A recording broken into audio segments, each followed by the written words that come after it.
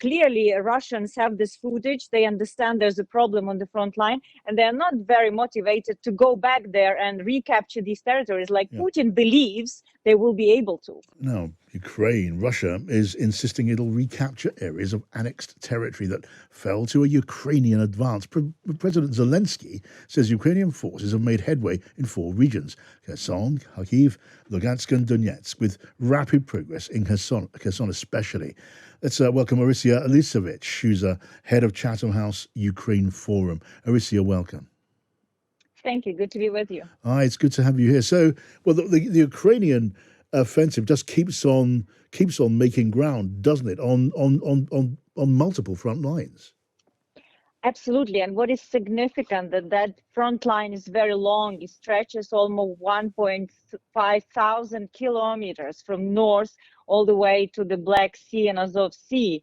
And what Ukrainians are trying to achieve is actually collapse that line that would impede Russian logistic lines, command and control lines, and they are creating these pockets where Russians are forced to flee, abandon their position, abandon a lot of armament, equipment. What is quite striking that if you look how much Ukrainians are taking over from Russian military in terms of tanks, armored vehicles, it's mind-blowing.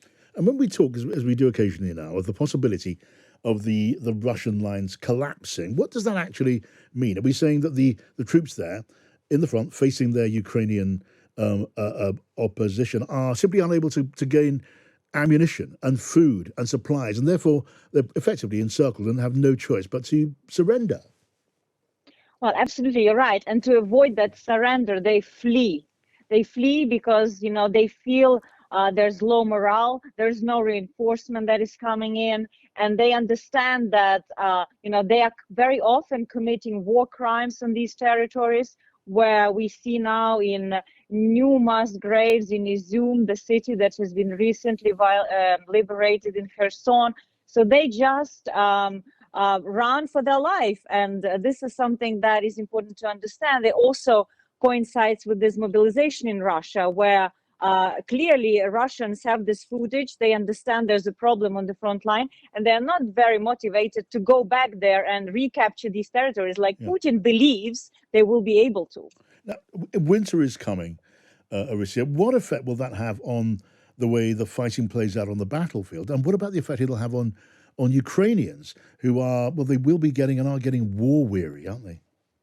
Well, you're absolutely right. And this is quite unusual for this high intensity of war to last for so long. Let's remember, it's been now more than 7 months, and we have quite huge armies deployed. Both sides are getting tired, but of course, on Ukrainian side, you have a constant reinforcement by those troops that are being trained.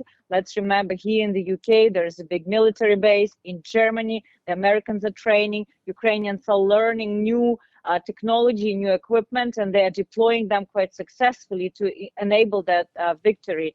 But there will be a certain slowdown. This is what people predict in terms of movement of troops. We don't know when. It will depend also on the positions, how Ukrainians feel.